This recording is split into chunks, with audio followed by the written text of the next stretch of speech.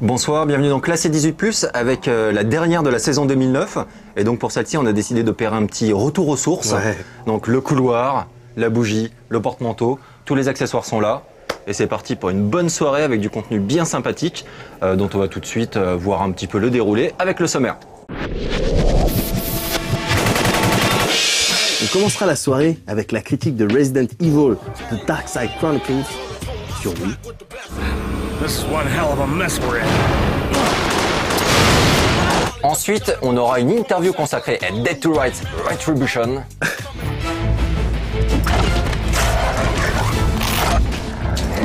Suivi de la critique de The Saboteur.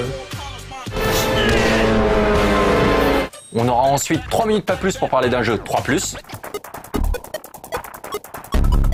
Mais tout de suite, bien évidemment, les news.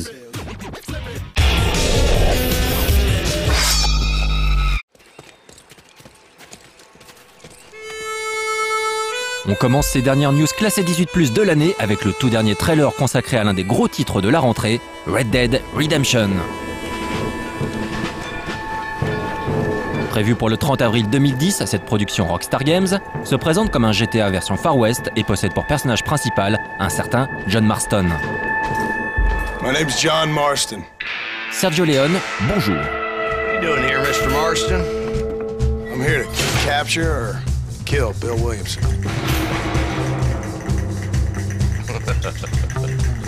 Okay. I rode in a gang. We robbed trains, banks, held people ransom. We killed people we didn't like. Bill Williamson was in that gang. Dutch always said you were an arrogant son of a bitch! Man, it is time to start tearing this place apart and find out where he's cowering! If I don't capture my former brother in arms, great harm will befall my family. I thought you were supposed to protect us, Marshal! Not up, men! I know a cure for all ailments, Mr. Marston. People don't forget. Nothing is forgiven. You here to fight the war? I love patriots! We are all! Thank God you have come. They want to kill us all. I don't like women, partner.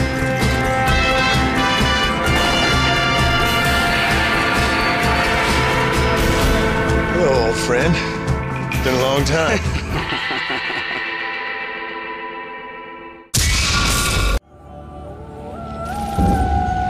Electronic Arts a annoncé récemment qu'il s'apprêtait à relancer en 2010 la licence Medal of Honor.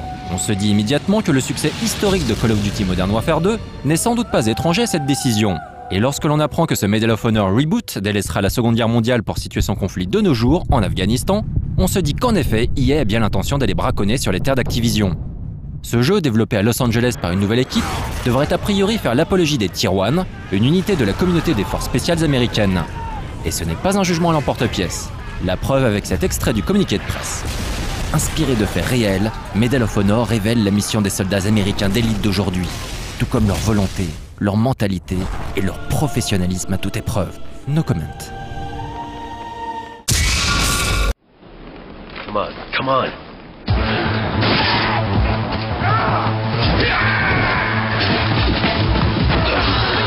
On vous l'avait annoncé il y a 15 jours, en voici les premières images.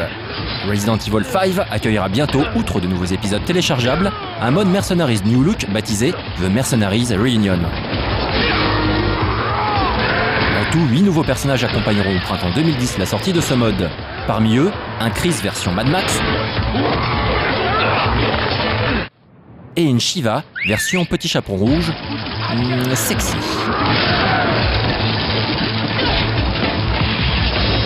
On va la regarder encore un petit peu, d'accord ? Qui est dit fanservice ?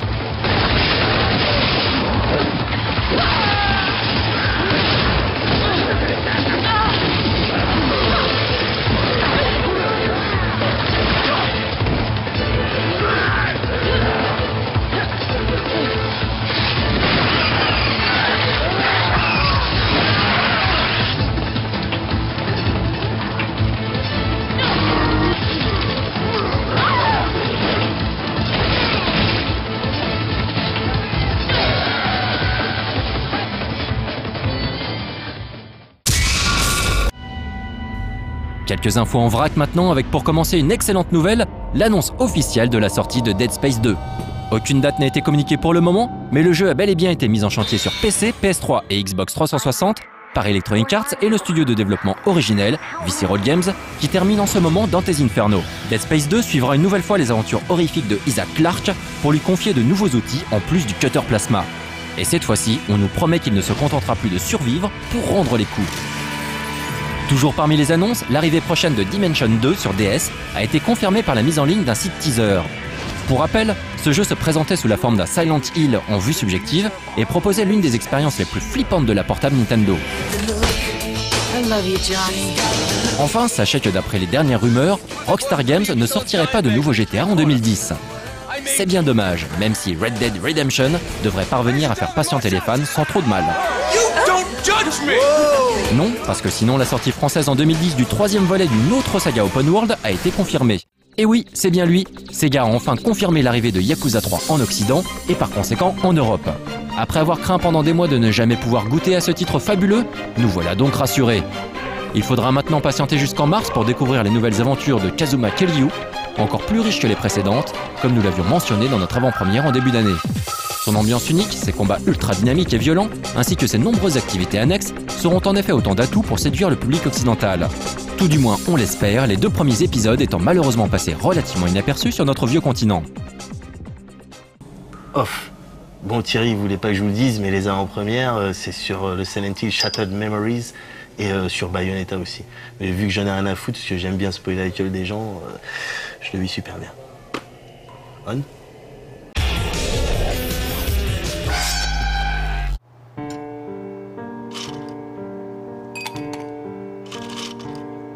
L'arrivée d'un nouvel épisode de Silent Hill a toujours été un événement. Mais depuis quelques années, la série de Konami a quelque peu perdu de sa superbe, surtout après la petite déception que fut le 5e épisode, sorti en début d'année 2009. À la même période, Konami annonça un nouveau Silent Hill sur Wii, PSP et PS2, sous-titré Shattered Memories, et présenté de manière plutôt maladroite, comme un remake du premier épisode, mais en fait, c'est pas vraiment un remake, puisque la structure du jeu est pas tout à fait pareille, et les personnages non plus. Mais c'est quand même un remake, mais pas vraiment quoi.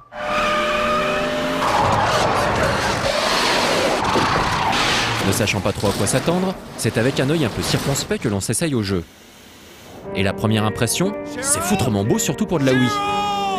Les environnements sont vastes et très détaillés, aucun temps de chargement ne vient non plus entacher cette prouesse technique sur la console de Nintendo. Mais ce qui surprend le plus, c'est la structure même du jeu. En effet, l'aventure commence dans le bureau d'un psychologue qui vous soumet à des tests de personnalité. Et l'histoire est racontée sous la forme de flashback par le héros, Harry Mason. Ces tests permettront au jeu de créer un profil psychologique propre à chaque joueur, ce qui influera sur certains détails de l'aventure. Ainsi, certains personnages auront un look et des attitudes différentes, tandis que l'apparence de certains lieux s'en trouvera modifiée. Ce système de profil psychologique s'avère très intéressant et offre une forte replay value, d'autant plus que les niveaux sont jalonnés d'embranchements discrets. Côté gameplay, le Nunchuk permet de déplacer son personnage et le pointeur de la Wiimote fait office de lampe torche. On ne va pas tout détailler, mais le jeu se prend très facilement en main et il n'y a aucun souci à signaler. Les premières impressions sont donc très bonnes, d'autant plus que le jeu prend de l'ampleur et devient de plus en plus intéressant au fil des heures passées dans la neige de Silent Hill. L'ambiance du jeu tranche radicalement avec celle de ses prédécesseurs en mettant de côté la rouille, le sang et le métal pour offrir aux joueurs un monde enneigé. Les passages dans l'autre monde s'effectuent en temps réel et voient les décors se faire dévorer par la glace.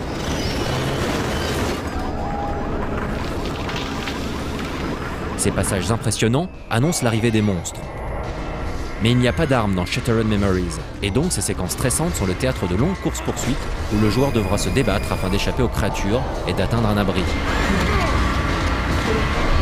Shattered Memories est loin d'être un simple remake, tant les points de convergence avec le premier épisode sont peu nombreux.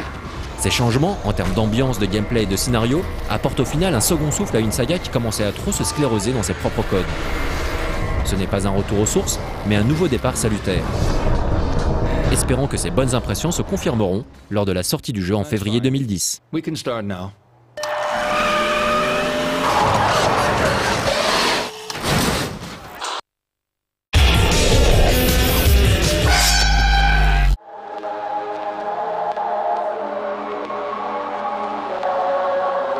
Ok, ce n'est pas vraiment une avant-première et ce sujet n'a qu'un objectif, vous convaincre de jeter un œil sur Bayonetta lorsqu'il sortira sur Xbox 360 et PlayStation 3 dans moins d'un mois, le 8 janvier prochain.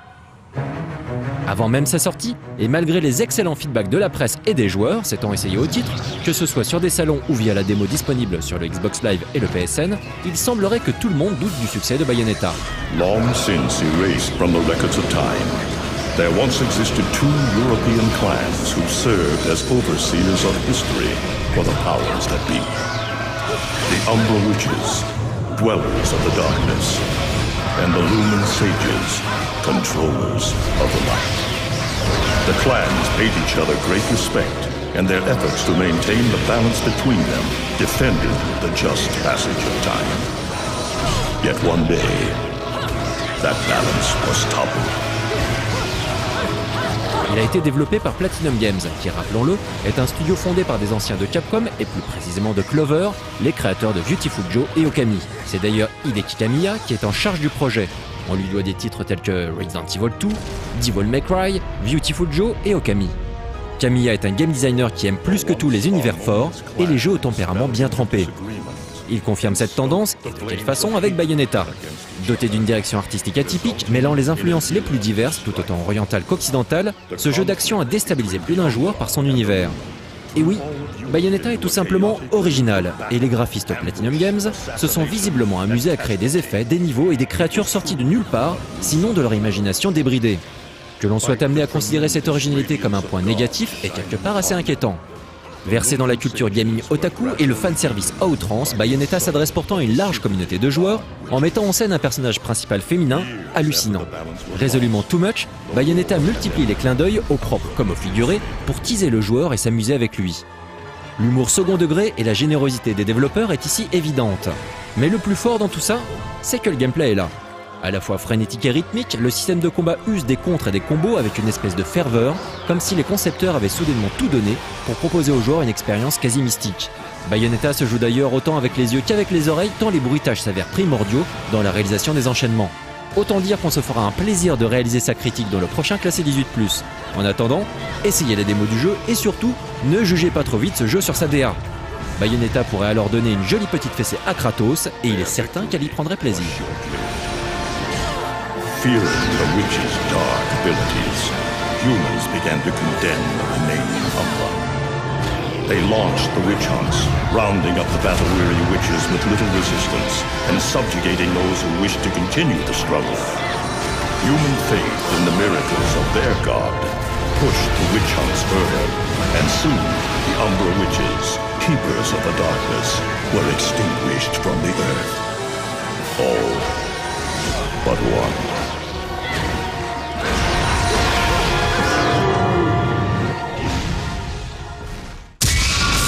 Alors Bayonetta, je crois que toi tu l'as presque fini en fait. Alors je l'ai presque crevé parce qu'effectivement il existe dans le monde des personnes un petit peu plus chanceuses que d'autres. Ouais. Et donc j'ai réussi à mettre la main sur une review quoi. Voilà, ouais, tout à fait. Et donc je l'ai presque tué et c'est vraiment, t'en as plein la gueule. En plus les spectateurs le savent puisque maintenant la démo là, est disponible sur le Xbox Live, je crois qu'elle est peut-être sans doute aussi disponible sur le PSN. Et donc c'est vrai que là tout le monde a pu essayer un petit peu non seulement d'avoir un premier aperçu de cet univers qui est très particulier, et en même temps sur le gameplay qui est tout simplement excellent. Et c'est vrai qu'on va avoir un beau début d'année 2010 puisqu'au final on va avoir Dante's Inferno, God of War 3, Bayonetta, et donc 3 titres en fait qui sont un petit peu dans le même genre baston, genre dans tous les sens. Baston détente parce que on se détend avant tout. Oui, c'est vrai aussi, c'est vrai. Quand on frappe les personnes. En plus il y a un petit côté musical très rythmique je trouve avec Bayonetta qui apporte du coup aux deux autres titres qui sont beaucoup plus classiques, et surtout Dante's Inferno qui s'inspire clairement de God of War. Mais bon. Là, on va carrément passer à un autre site de jeu avec du rail shooter. Et donc, la console qui se prête le mieux aujourd'hui au rail shooter, c'est la Wii. Et donc, c'est le deuxième épisode de la série des Chronicles. Ouais. Donc, après Umbrella Chronicles, on a Darkside Chronicles qui, cette fois-ci, en fait, reprend un petit peu Resident Evil 2 et Code Veronica. Parce que tu vois, tu revisites un petit peu en fait les précédents univers, mais façon shooter. Et c'est jouable à deux. Donc, qu'est-ce que ça vaut ? On va voir ça tout de suite avec la critique.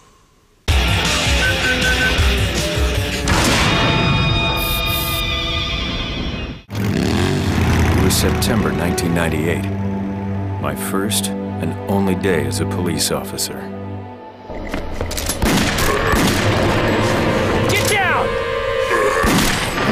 La Wii est désormais la console attitrée et préférée des rail shooters.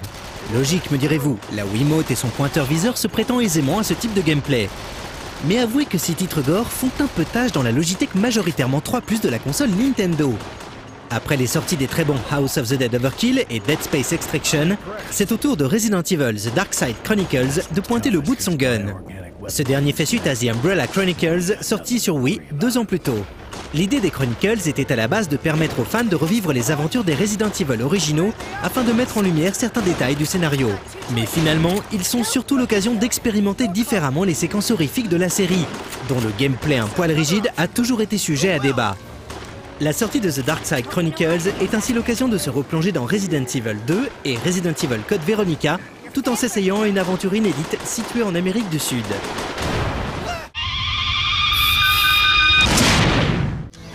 Oh, wait. You said you faced him before, huh? This is my first mission with Krauser. Dark Side Chronicles est composé de 3 histoires distinctes, quoique interconnectées. Opération Javier, composée de 5 chapitres, Mémoire d'une cité perdue, scindée en 8 chapitres, et enfin, le jeu de l'oubli, réparti quant à elle en 7 chapitres. Le jeu commence en 2002 en Amérique du Sud, aux côtés de Leon S. Kennedy, le héros de Resident Evil 2 et 4, et de l'agent américain Jack Krauser. Opération Javier est une traque visant à découvrir les liens unissant un certain Javier Hidalgo à Umbrella Corporation, ainsi que les raisons de la disparition des jeunes filles d'un village isolé. Arrivés sur place, les 2 hommes sont immédiatement confrontés à des hordes de zombies et de créatures mutantes qui semblent avoir eu raison des habitants. Le joueur n'aura guère le temps de se familiariser avec ce contexte, puisqu'il sera presque immédiatement projeté dans les souvenirs de Leon S. Kennedy pour revisiter le Raccoon City de Resident Evil 2 aux côtés de Claire Redfield. Ce volet, Mémoire d'une cité perdue, débute en septembre 1998, alors que Léon prend ses fonctions d'agent de police. Les fans noteront ici et là les infidélités consenties par les scénaristes afin de coller au mieux à l'orientation coop du jeu. Le joueur, après un bref retour en Amérique du Sud, sera ensuite amené à revisiter une certaine prison dans la peau de Steve Burnside, alors que celle-ci est infiltrée par Claire Redfield, partie à la recherche de son frère Chris. Si la construction du jeu se trouve dynamisée par ses allers et retours dans le sombre passé des personnages, les 3 histoires, elles, ne sont pas toutes du même niveau. Le remake rail shooter de Code Veronica, le jeu de l'oubli, s'avère ainsi poussif et ses 7 chapitres à la fois longuets et redondants. Et puis, au risque d'irriter les fans hardcore de la série Capcom, Resident Evil n'a jamais fait dans la subtilité question scénario, pour davantage briller grâce au charisme de ses créatures les plus spectaculaires. You don't look like one of them, Claire. They get you too? Yeah, you could say that.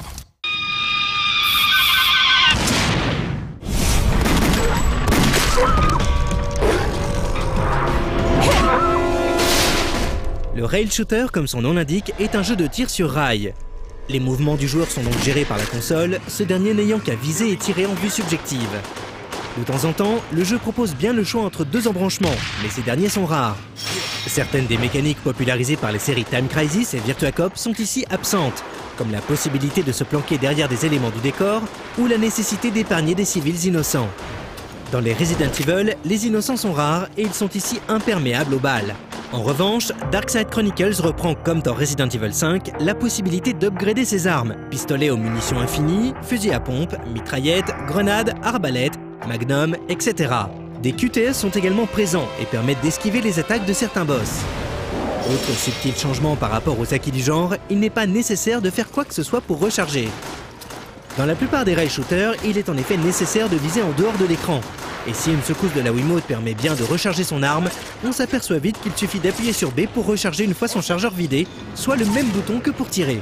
Au bout d'un moment, on finit donc par toujours appuyer sur le bouton tir sans plus se préoccuper de recharger son arme, ce qui casse une routine de jeu pourtant essentielle au genre. On peut également donner des coups de couteau au corps à corps en maintenant le bouton A de la Wiimote appuyé. Changer d'arme à l'aide de la croix directionnelle et utiliser les indispensables herbes pour remonter sa jauge grâce au bouton plus. Dark Side Chronicles peut se jouer via le combo Wiimote Nunchuk, mais finalement la Wiimote suffit. Sauf bien sûr si vous possédez le Wii Zapper et souhaitez l'utiliser, auquel cas l'adjonction du Nunchuk est indispensable. Il est possible de shooter de nombreux éléments du décor afin de découvrir des items cachés, mais également de récolter en appuyant sur le bouton A de nouvelles armes, des munitions et de l'or, ce dernier s'avérant essentiel pour upgrader ses armes. Comme souvent, le jeu n'a rien de réaliste. On croise ainsi systématiquement des cadavres qui, on le sait, se relèveront dès qu'on leur tourne le dos. Pourtant, il est impossible de les truffer de plomb avant qu'ils ne se décident à vous sauter à la gorge.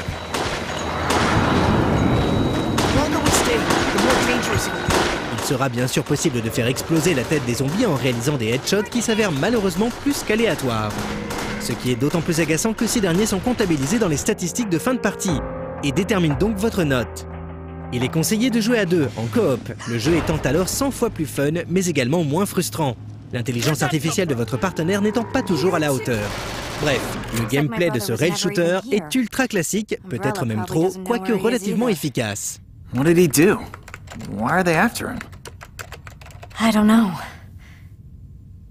But he's been missing for 3 months.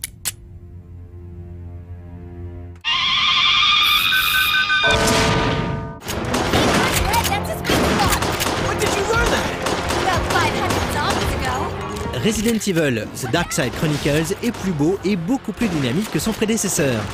Mais pour obtenir ce dynamisme, les développeurs ont décidé de se la jouer caméra à l'épaule. Le résultat est logiquement à double tranchant. D'un côté, les mouvements de caméra permettent d'obtenir une réalisation plus incisive et permettent de rester au plus près des personnages, qu'ils traversent une fenêtre ou opèrent une roulade au sol. De l'autre, ces mouvements incessants empêchent le joueur d'être précis. Une décision a priori aberrante qui par chance ne ternit pas trop le gameplay du jeu, même si les headshots, déjà aléatoires, ne s'en trouvent guère facilités. On apprécie et on comprend du coup que la précision ne soit pas un élément pris en compte dans les stats de fin de partie. Classique, voire basique, ce rail shooter parvient à surnager face à la concurrence féroce de Dead Space Extraction et House of the Dead Overkill grâce à deux choses. La possibilité de jouer en coop, mais l'absence de ce mode est aujourd'hui impensable. Et surtout, son excellente durée de vie. Il faut en effet compter 7 heures pour finir les 3 histoires.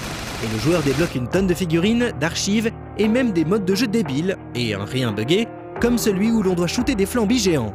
Un jeu complet donc, quoique parfois bancal, mais surtout sans génie et sans surprise. You're right. I'll help you.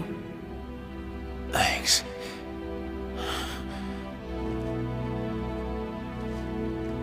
Don't die, Leon. I owe you. Ou alors, Thierry, ton Dark Side Chronicles, là, il était pas bien. Ouais, c'est moi qui ai fait la critique. Ouais. Donc bon, j'ai fait la critique, on a fait la critique à deux, on a retourné un petit peu le jeu, enfin on a retourné le jeu, on l'a fini en mode normal, donc on a fait les 3 épisodes. Et j'avoue que je me suis un peu ennuyé. C'est vrai que le jeu, bon, le genre a quand même ses limites, etc. Mais tu peux quand même apporter un petit peu un vent frais, un petit peu de nouveauté. Et c'est vrai que par exemple un titre comme l'Extraction, le Dead Space Extraction sur Wii, avait su apporter pas mal d'idées en termes de mise en scène. Et donc l'implication du joueur était réelle. Tu flippais vraiment devant ta télé, genre avec ta petite Wiimote. Bon, l'intérêt de ce Resident Evil, c'est qu'il peut jouer à deux, mais tu flippes à aucun moment et c'est ultra classique du début à la fin. Et donc c'est vraiment ça qui m'a déçu au final. C'est que tu t'ennuies globalement. Tu as l'impression d'avoir déjà fait ça en mieux avant et voilà quoi. Donc un peu déçu. Bah écoute, très bien. Et maintenant, on va voir une petite interview. Donc je crois que c'est le producteur du jeu qu'on a interviewé sur Dead to Rights Retribution. Donc Retribution, j'ai un peu de mal. Et donc vous allez voir, donc c'est carrément gore, donc soyez avertis. Et donc le principe de jeu qui a un beat'em all total, c'est que tu es accompagné d'un chien. D'un chien, le meilleur ami de l'homme. Pas comme dans Fable, tu vois, c'est pas le chien qui va renifler pour trouver des trésors, genre de trucs. Items, pas du tout. Non, c'est un chien que tu envoies genre pour attaquer tes ennemis. Et quand il attaque un ennemi, il fait pas les choses à moitié, quoi. Ça pique. Ça fait très très mal. Vous allez voir ça tout de suite avec la petite interview.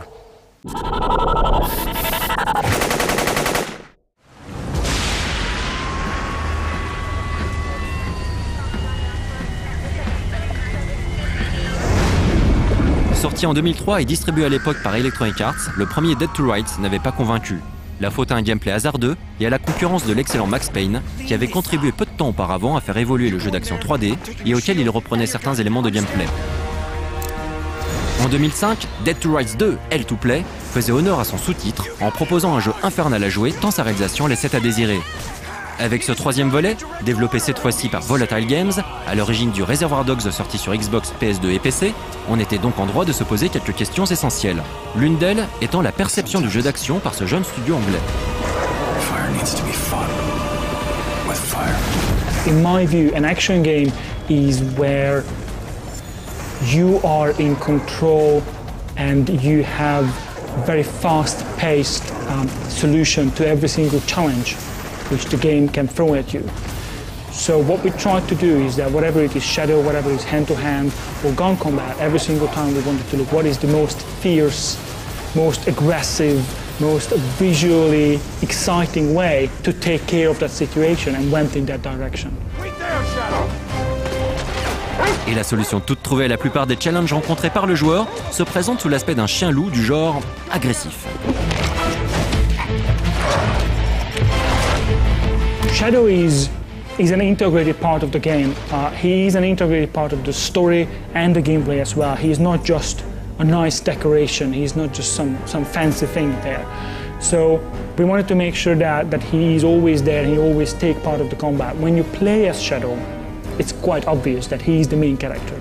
But even when you use him as an AI body, he is an integrated part of the combat.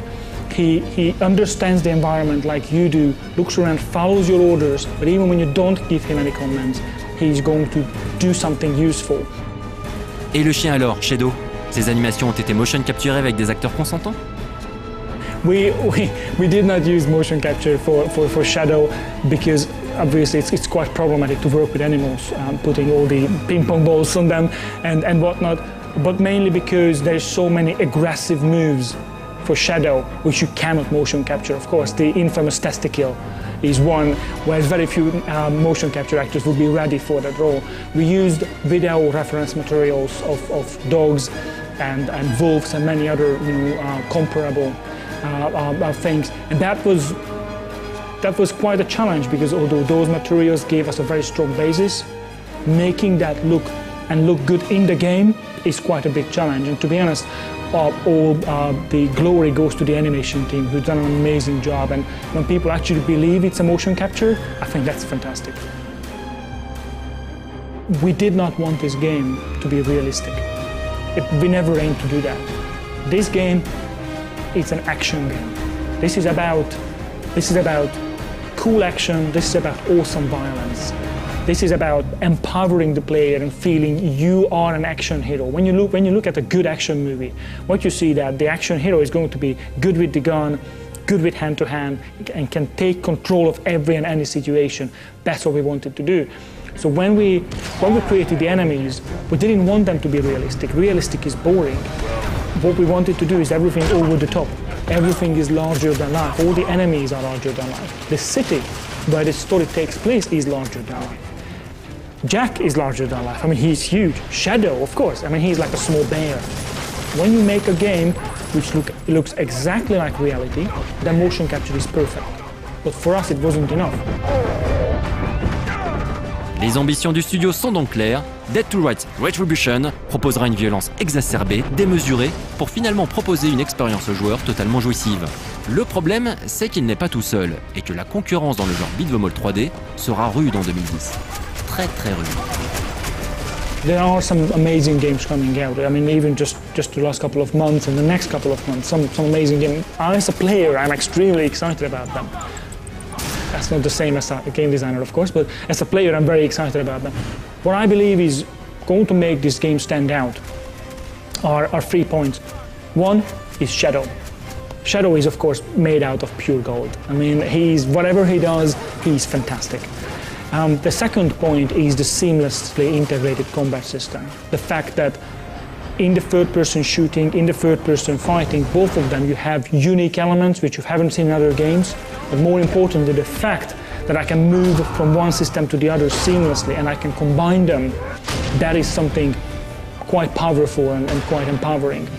And of course, the third one, in my view at least, is the story. We put in a lot of care about crafting an interesting neo-noir crime drama storyline. At the end of the day, this is going to be an action game, don't get me wrong. I understand that most players are going to pick this game up to punch things in the face, and that's fine. But I also someone who is interested in the story.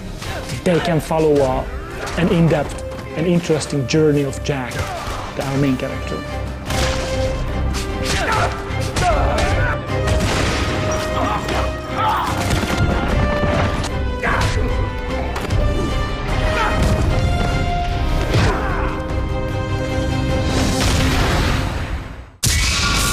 Bon alors, Death to Rise Retribution, le chien. C'est bien. Il fait pas les choses à moitié quand même. Non, il est pas venu pour acheter du terrain, c'est clair. Non, ça fait carrément, ça fait un peu mal. Ouais. Et c'est vrai que c'est totalement gore. Et les développeurs se sont clairement lâchés de manière genre à faire plaisir aux joueurs, à aller jusqu'au bout du concept.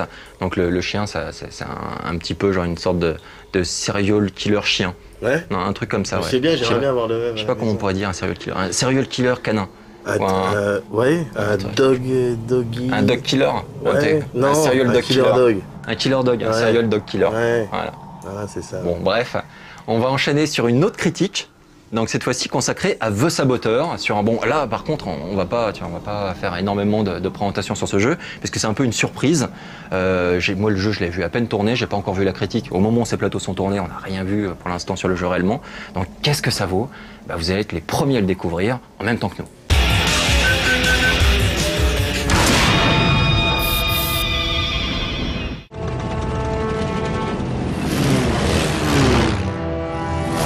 En 1998, Josh Resnick et Andrew Goldman, deux anciens employés d'Activision, décident de monter leur propre boîte. Pandemic Studio est né. La première année, Pandemic bosse directement sur des suites de séries produites par Activision avant de s'émanciper. En 11 ans, le studio américain a développé des dizaines de titres dont la plupart resteront confinés dans l'anonymat en raison du peu d'intérêt qu'ils présentent. Parmi les séries les plus connues, on retiendra tout de même Battlezone, Dark Reign, Mercenaries ou Destroy All Humans. Ironie du sort, Electronic Arts, concurrent direct d'Activision, rachète Pandemic en 2007 en compagnie de BioWare pour une somme avoisinant les 800 millions de dollars. Josh Resnick décrit alors EA comme le partenaire idéal pour continuer de développer sa société. 2 ans plus tard, Electronic Arts décide de fermer purement et simplement Pandemic Studio, laissant sur le carreau 200 salariés. Le reste des équipes travailleront quant à elles directement pour EA. The Saboteur restera donc comme le dernier jeu conçu par Pandemic Studio. Un dernier projet ambitieux, que l'on aurait voulu grandiose, mais qui s'avère malheureusement être une belle déception.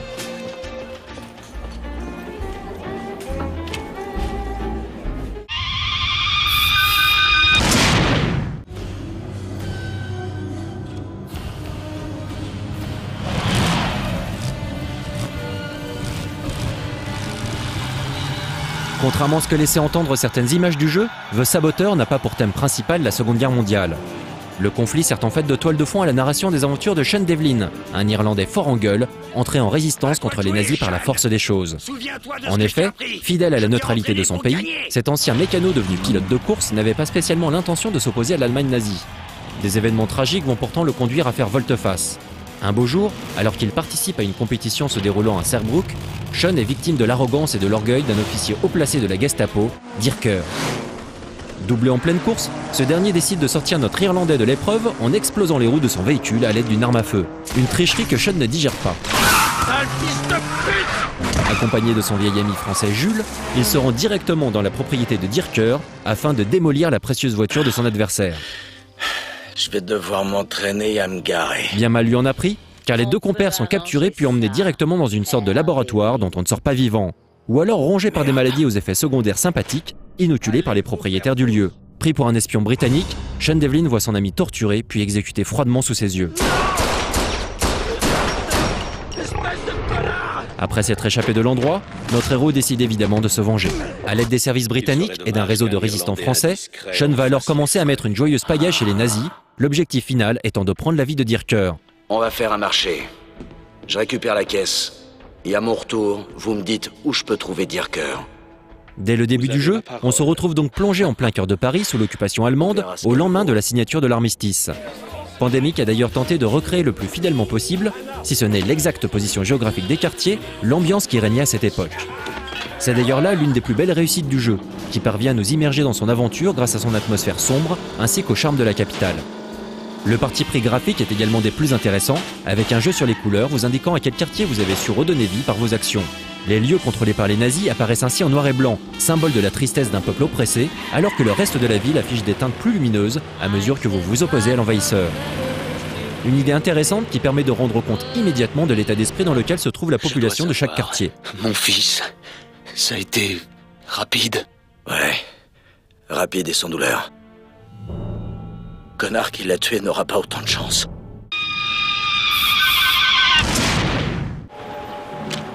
Pour élaborer le gameplay de son titre, Pandemic s'est inspiré de jeux aussi réputés que GTA ou Assassin's Creed.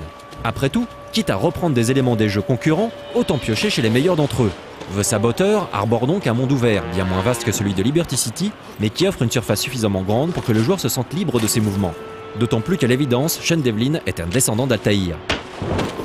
À l'image du célèbre assassin, l'Irlandais est capable de grimper sur à peu près n'importe quelle surface et de se balader avec l'aisance d'un chat sur les toits de Paris. Ce qui a permis à Pandemic d'élargir son terrain de jeu de manière verticale. Une façon aussi de vous permettre d'admirer la capitale d'un autre point de vue, mais surtout de diversifier un gameplay en mal d'originalité. Le système de quête est par exemple similaire à la plupart des jeux open world. Pour me conduire? Tu veux te balader avec moi? J'en suis ravi. Bien. Retrouve-moi devant quand tu seras prêt. On doit parcourir la ville de long en large pour rencontrer la personne qui nous confiera la prochaine mission. Faites-lui sauter la cervelle. Des voyages qui nous permettent également de flâner au gré de nos envies dans la capitale et ses environs.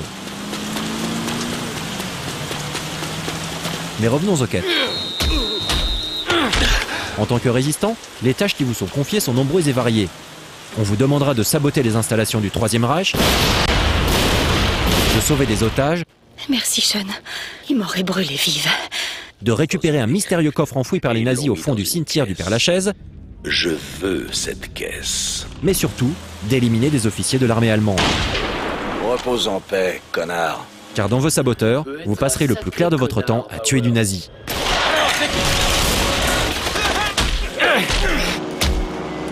Le jeu vous amène en effet systématiquement à faire face de front à l'opposant allemand.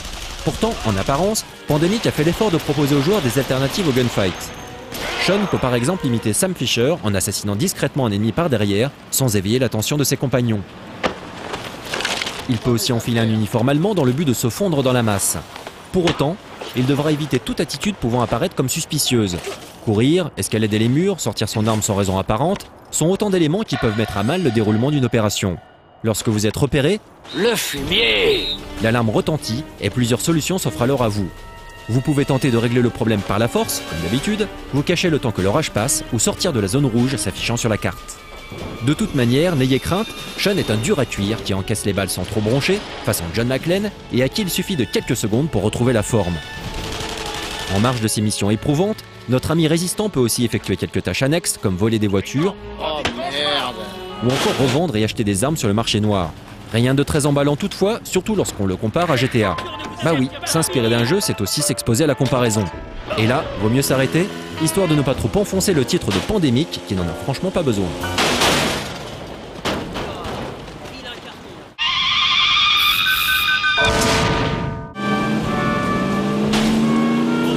Une direction artistique engageante, une ambiance singulière, une aire de jeu sympathique, une galerie de personnages attachants bien que caricaturaux, voilà qui aurait dû faire de The Saboteur l'une des bonnes surprises de cette fin d'année. Mais le conditionnel est ici de rigueur, tant le titre de Pandemic accuse un nombre incalculable de défauts que l'on a bien du mal à lui pardonner. Des défauts d'ordre technique pour la plupart.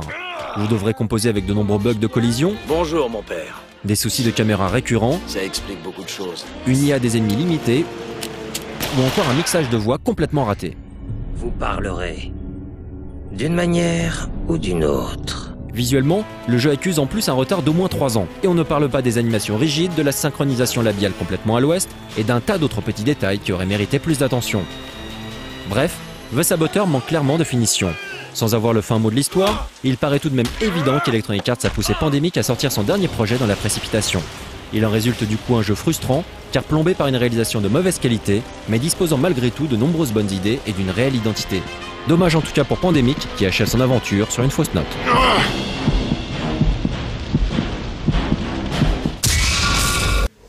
On arrive déjà à la fin de l'émission. Ouais.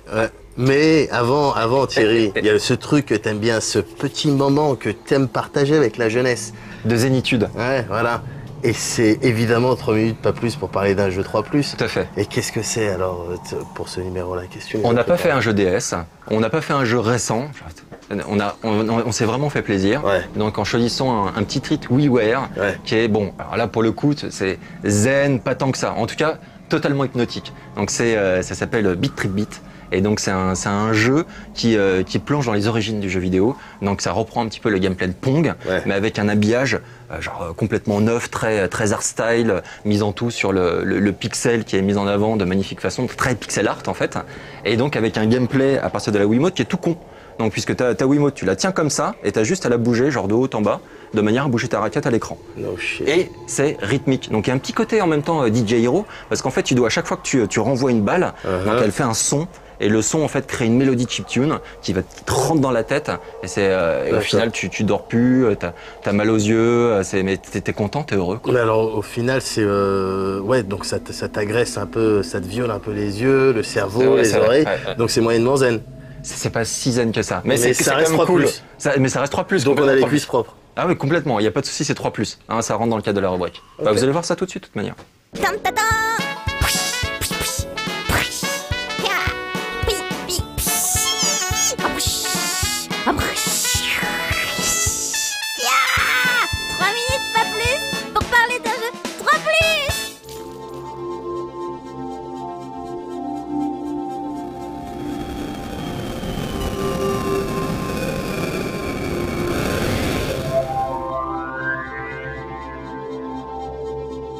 Pour notre dernier 3 minutes pas plus pour parler d'un jeu 3+ de la saison 2009, j'ai décidé de me faire plaisir avec un titre comme je les aime. Conceptuel, visuellement accrocheur, résolument rétro et totalement hypnotique. Beat Trip Beat est une petite merveille dont le principe remonte aux origines du jeu vidéo. Parce qu'en fait ce Beat Trip, c'est Pong, mais un Pong rythmé par des musiques 8 bits où chaque pixel renvoyé crée un son, puis un autre, pour former des mélodies chiptune qui vous hanteront des nuits entières. Rétro, il l'est à plusieurs niveaux. Par ses musiques donc, mais aussi par ses graphismes hardstyle, renvoyant à l'ère du pixel roi, et la simplicité de ses contrôles. Pour bouger sa raquette de haut en bas, il suffit en effet de faire pivoter la Wiimote tenue à deux mains en position horizontale. La prise en main est instantanée et renvoyer chaque pixel dont la couleur définit la trajectoire ne nécessite aucun apprentissage. On joue à Beat Trip Beat de manière innée, instinctive, presque animale, comme si son gameplay était inscrit dans notre ADN depuis l'aube de l'humanité. Les auteurs du jeu revendiquent d'ailleurs cet aspect rétro-trip de leur création, ce côté voyage dans le temps. Fondé en 2007 par Alex News, un vieux de la vieille qui a travaillé entre autres pour Eidos, Activision et LucasArts, sur des titres aussi variés que Grim Fandango, Tomb Raider Underworld ou Star Wars Racer, Gaijin Games est un studio indépendant californien. C'est d'ailleurs son fondateur qui a designé Beat Trip Beat sous forme de déclaration d'amour aux jeux d'arcade du début des années 80 et aux classiques du jeu musical tels que Rez, Parappa the Rapper ou Guitar Hero. Le résultat est spectaculaire. Un feu d'artifice de pixels et de son 8 bits qui auront raison de vos rétines et de vos tympans. La BO est d'ailleurs mise en vente sur certains sites. Composée de 3 tracks en forme de niveau, qui se terminent tous par un boss, la durée de vie du jeu pourrait a priori se révéler être un problème. Ce à quoi je répondrais par 3 mots. Hardcore, multijoueur, 600 8 points. On peut en effet jouer jusqu'à 4 en local, dans un joyeux bordel, le niveau de difficulté est exponentiel, le perfect un saint graal, et le jeu n'est pas cher. Si vous doutez encore, la démo de Beat Trip Beat est téléchargeable gratuitement sur le WiiWare. Moi, je vais faire une pause là, mais uniquement parce que le jeu m'a rendu momentanément aveugle. Bah voilà, classé 18+, c'est déjà terminé. C'était une petite émission, bah ouais, parce que le gros contenu, les Left 4 Dead 2, les Modern Warfare 2, etc., c'est déjà fait. Et donc maintenant, bah c'est les vacances, quoi. Bah ouais, easy, on va pépériser. Donc on vous souhaite un peu qu'on va jouer, on va en profiter. On va surtout jouer. On va profiter pour rattraper notre retard sur pas mal de petits jeux. On va jouer à Saboteur, par exemple. Et bah voilà, quoi. Donc joyeuses fêtes à tous. Et on espère se retrouver donc à la rentrée fin janvier pour la prochaine classée 18+.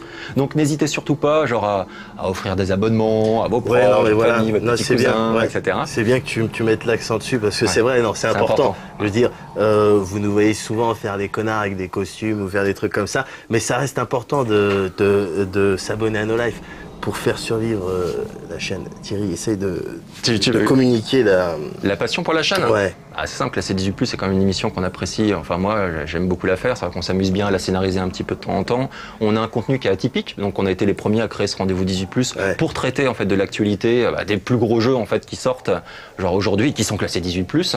Donc, on s'est fait plaisir. En même temps, on espère quand même avoir satisfait un besoin chez vous, téléspectateurs. Et donc, maintenant, il faut qu'on puisse continuer. Et pour pouvoir continuer, il nous faut des abonnements. Donc, voilà, j'espère que le message est passé une nouvelle fois. Il est passé. Et puis écoutez, une nouvelle fois, bonnes vacances à tous, profitez bien de vos vacances de fête de fin d'année, et puis surtout, mangez bien de la dinde, jouez tout ce qu'il faut, jouez plein de fois. Et puis on se retrouve à la rentrée. Yeah.